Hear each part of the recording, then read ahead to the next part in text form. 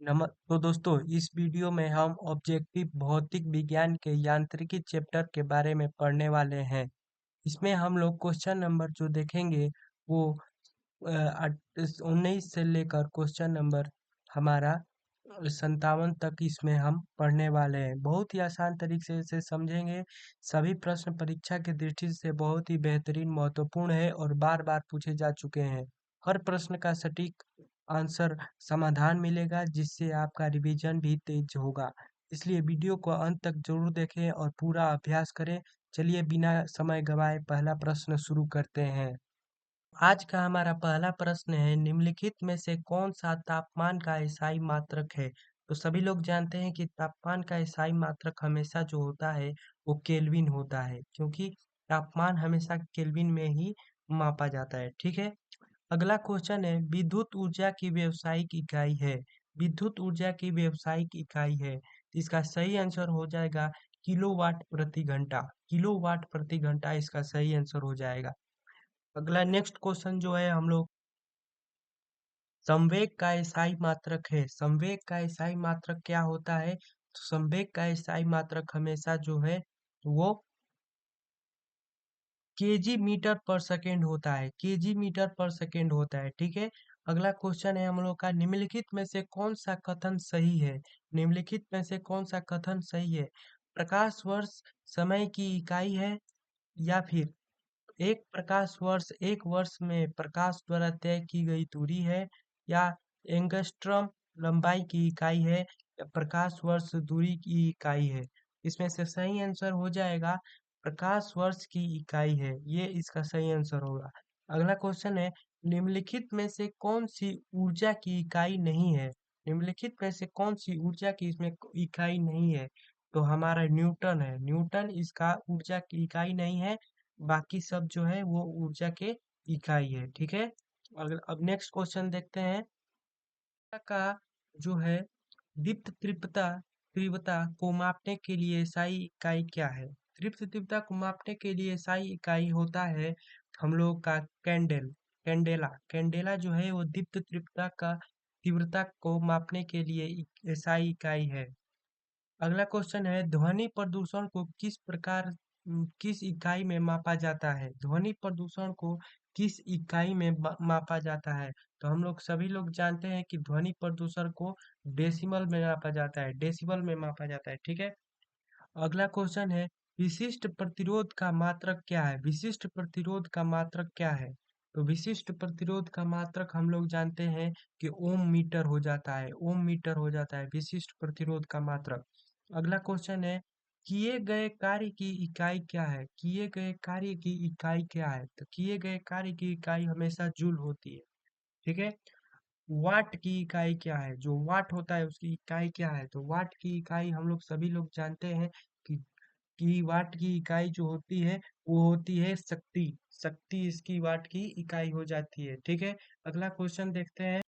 तो अगला क्वेश्चन है हमारा, त्वरण का एसआई मात्रक क्या है? त्वरण का एसआई मात्रक क्या है? तो त्वरण का एसआई मात्रक हमारा होता है मीटर पर सेकेंड। मीटर पर सेकेंड। ठीक है। अब अगला क्वेश्चन है, निम्नलिखित में से किन दो राशियों की विमाएं समान है? निम्नलिखित में से किन दो राशियों की विमाएं समान है? तो इसमें जो हो जाएगा, कार्य और बल आघूर्ण। कार्य और बल आघूर्ण जो है उनकी विमाएं जो है वो समान है। कार्य और बल आघूर्ण की विमाएं जो है वो समान है। अगला क्वेश्चन है हमारा, हम लोग का मिलान करने वाला है। मिलान करके हम बताते हैं इसमें से कौन सही है और कौन गलत है। ठीक है। क्वेश्चन नंबर हम लोग देखें 31, सुमेलित करना है। तो ए का सही आंसर हो जाएगा हमारा, तो ए का सही आंसर हो जाएगा यहाँ पे ए का 3 प्रकाश वर्ष, और बी का सही आंसर हो जाएगा मोल, सी का सही आंसर हो जाएगा कूलाम, और डी का सही आंसर हो जाएगा वॉट घंटा। तो चलिए अगला क्वेश्चन देखते हैं। तो अगला क्वेश्चन है हम लोगों का, सूची बनाना है और इसको मिलान करना है। तो पहले वाले त्वरण का मिलान हो जाएगा हम लोग का मीटर प्रति सेकंड से, और दूसरा बल का मिलान हो जाएगा हमारा न्यूटन से, और तीसरा कृत कार्य का मिलान हो जाएगा हम लोगों का जूल से, और चौथा आवेग का मिलान हो जाएगा हमारा न्यूटन पर सेकंड से। ठीक है। तो अगला क्वेश्चन है अगला क्वेश्चन है प्लैंक के अचर में किसका आयाम होता है? तो हम लोग सभी लोग जानते हैं कि प्लैंक के अचर में कोणीय गति का आयाम होता है। कोणीय गति का आयाम होता है। इसके बाद है एक लकड़ी झूले पर बैठी स्थिति में झूला झूल रही है। सॉरी, माफ कीजिएगा, लड़की को लकड़ी पढ़ दिया। एक लड़की झूले पर बैठी स्थिति में झूला झूल रही है। उस लड़की के खड़े हो जाने पर दोलन का आवर्तकाल क्या होगा? दोलन का आवर्तकाल। तो हम लोग जानते हैं कि उसका आवर्त काल जो होगा वो कम हो जाएगा, आवर्तकाल कम हो जाएगा। अगला क्वेश्चन है घूर्णन करती एक गोल मेज पर अचानक एक लड़का आकर बैठ जाता है। मेज को कोणीय वेग पर क्या प्रभाव पड़ेगा? तो मेज के कोणीय वेग जो होगा वो कम हो जाएगा, सीधी सी बात है। अगला क्वेश्चन है यदि किसी चलती हुई वस्तु के वेग को 2 गुना कर दिया जाए तो उसका या उसकी क्या होती है? तो उसकी जो है गतिज ऊर्जा 4 गुनी हो जाती है। अगर उसकी वस्तु को 2 गुना कर दिया जाए तो गतिज ऊर्जा 4 गुनी हो जाती है। ठीक है। अगला क्वेश्चन है किसी पिंड के द्रव्यमान तथा भार में अंतर क्या होता है? क्योंकि पिंड के द्रव्यमान और भार में अंतर क्या होता है? क्योंकि द्रव्यमान स्थिर रहता है जबकि भार परिवर्तित होता है। थोड़ा क्वेश्चन मैंने गलत पढ़ दिया तो फिर से पढ़ देता हूँ। किसी पिंड के द्रव्यमान तथा भार में अंतर होता है क्योंकि द्रव्यमान स्थित रहता है जबकि भार परिवर्तित होता है। ठीक है। अगला क्वेश्चन है किसी भी स्थिर या गतिशील वस्तु की स्थिति और दिशा में जब तक कोई परिवर्तन नहीं होगा तब तक उस पर कोई ब्रह्म बल सक्रिय न हो। यह है न्यूटन के गति विषयक प्रथम नियम। ये प्रथम नियम है न्यूटन का जिसमें ये बताया गया है। आप लोग बेहतरीन तरीके से पढ़ सकते हैं। किसी असंतुलित बल द्वारा किसी पिंड में उत्पन्न त्वरण को क्या कहते हैं? तो उस त्वरण को हम बल के अनुक्रमानुपाती होता है जो किसी किसी असंतुलित बल द्वारा किसी पिंड पे उत्पन्न त्वरण है बल के अनुक्रमानुपाती होता है। न्यूटन के गति के तीसरे नियम के अनुसार क्रिया तथा प्रतिक्रिया से संबंधित बल है तो हमेशा भिन्न भिन्न वस्तुओं पर ही लगने होने चाहिए। ये इसका सही नियम है। अगला क्वेश्चन है न्यूटन के किस नियम के अनुसार प्रकृति में प्रत्येक क्रिया बल के लिए एक समान और विपरीत प्रतिक्रिया होती है? तो तीसरी जो क्रिया होती है वो इसके विपरीत और समान और विपरीत प्रतिक्रिया होती है। ठीक है। जल में तैरना न्यूटन की गति के किस नियम के कारण संभव है? जल में तैरना न्यूटन के गति के किस नियम के? तो हम लोग सभी जानते हैं कि every reaction is equal to opposite reaction. तो ये हो जाएगा तृतीय नियम के अनुसार। ठीक है।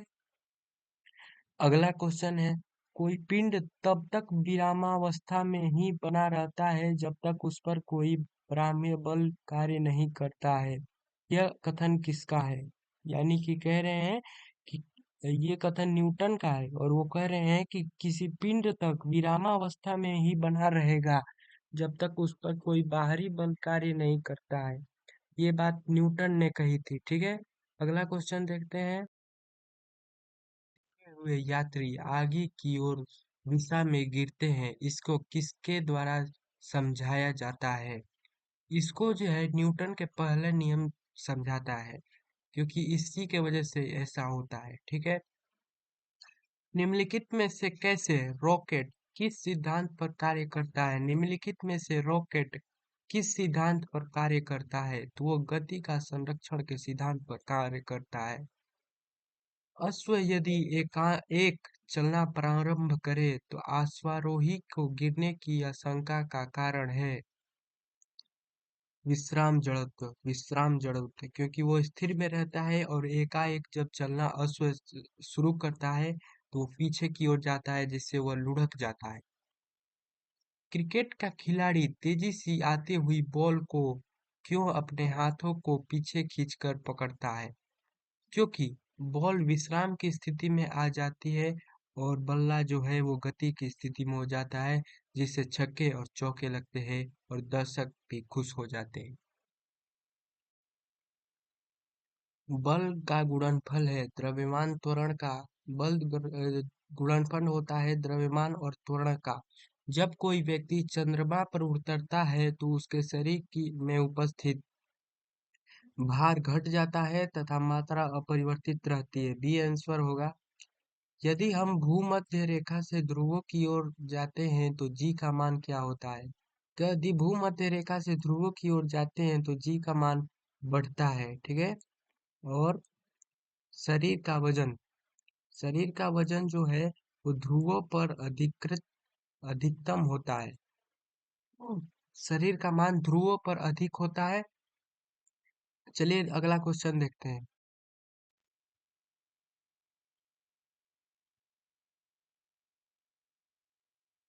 व्यक्ति पृथ्वी की सतह की तुलना में चंद्रमा की सतह पर अधिक ऊंचा क्यों उछल जाता है? तो इसका जवाब हो जाएगा, चंद्रमा में गुरुत्वाकर्षण के कारण त्वरण पृथ्वी की तुलना में कम होता है। चंद्रमा में गुरुत्वाकर्षण के कारण पृथ्वी त्वरण पृथ्वी की तुलना में कम होता है, इसलिए व्यक्ति चंद्रमा की सतह पर अधिक ऊंचा उछलता है, ठीक है। 20 केजी के वजन को जमीन के ऊपर 1 मीटर की ऊंचाई पर पकड़े रहने के लिए किया गया कार्य, तो उसका किया गया कार्य हम लोग का हो जाएगा 0 जूल। 0 जूल हो जाएगा, ठीक है।